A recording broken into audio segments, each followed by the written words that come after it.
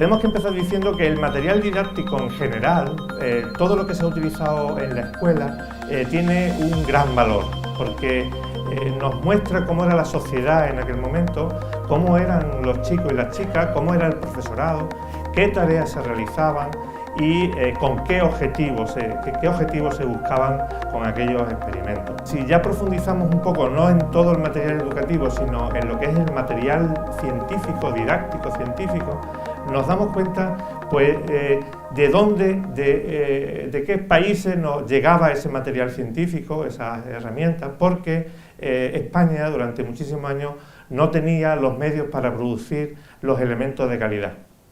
Fijaros, esto no es tan antiguo.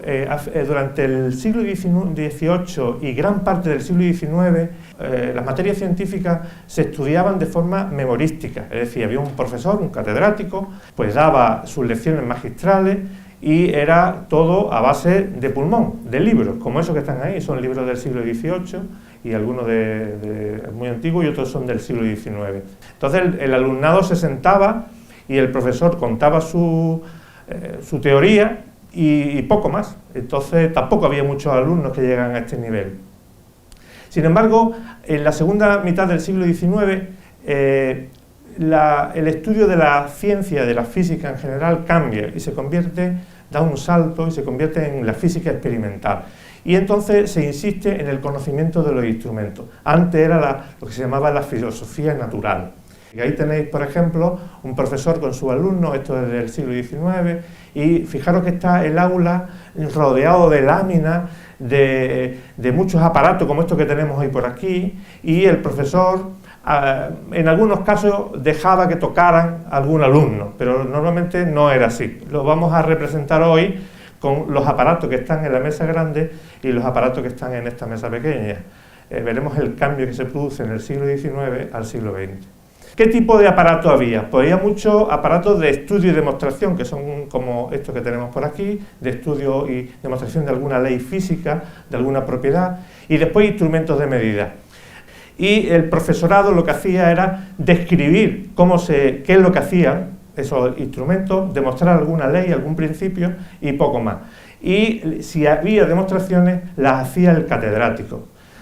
Ahí tenéis, esto es una foto real del instituto Pedro Espinosa de Antequera, y ahí veis a su profesor de física haciendo una demostración a sus alumnos. Esto era así, los niños, chicos y chicas, apenas tocaban. ¿Por qué? Porque los instrumentos no eran fabricados en España, eran casi todos de fabricación extranjera, y lo que se hacía es lo que se llamaba demostraciones de cátedra, que es lo que vamos a hacer ahora dentro de un momentito. Aquí tenéis distintas fotos de aquellos gabinetes, de aquellas experiencias. Pero todo cambia en España a partir del año 1845. En el año 1845 se publica el Plan Pidal, Pedro José Pidal, que crea los institutos de segunda enseñanza en cada provincia y dice que en cada instituto tiene que haber tres cosas: un gabinete de física, un laboratorio de química, un gabinete de ciencias naturales, de historia natural, un jardín botánico y algunos otros elementos, para un patio para poder hacer experimentos. Este es el señor Pidal, y le encarga a un señor que se llama Gil de Zárate que recorra países, especialmente Francia, se va a París y compra instrumentos científicos. El Plan Pidal, por tanto, cambia toda la filosofía de ciencia de España y bueno, intenta que llegue esta ciencia experimental a los institutos. Gil de Zárate en el año 46 dice que, bueno, pues que estaba muy mal y que se intente que el alumnado manipule y haga experimentos con los instrumentos.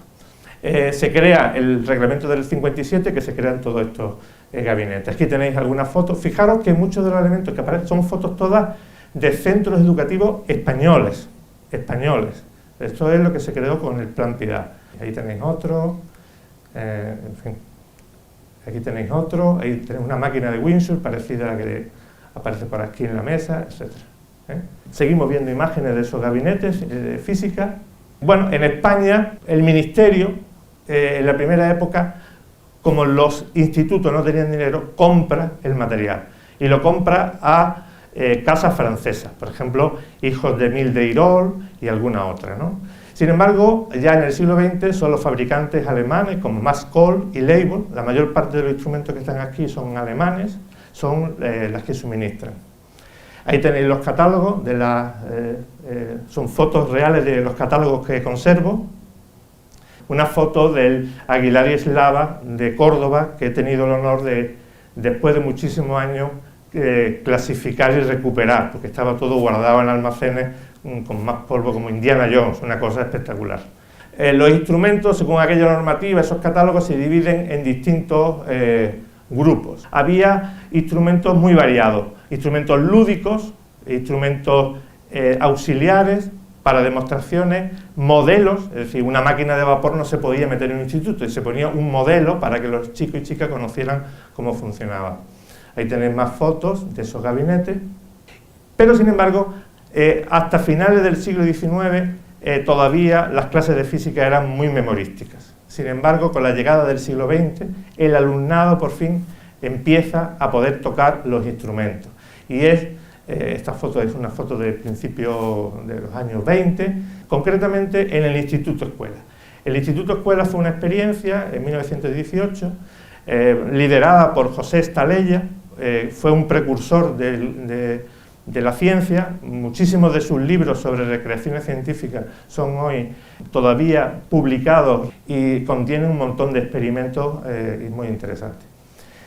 Bueno, pues ahí tenéis al profesor Estaleya dando clase, es ese señor, y ahí tenéis el libro más famoso, Ciencia Recreativa, y aquí tenéis una última foto de él, bueno, de esas aulas donde ya los chicos y chicas están haciendo práctica. En el MAE, al igual que otros muchos museos, queremos conservar esto. Hay museos de ciencia en Londres, Oxford, Múnich, Harlem.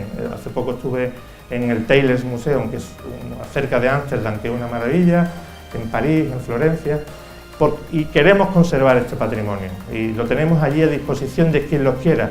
Igual que hoy hemos venido aquí, podemos ir a cualquier sitio que nos lo pidan.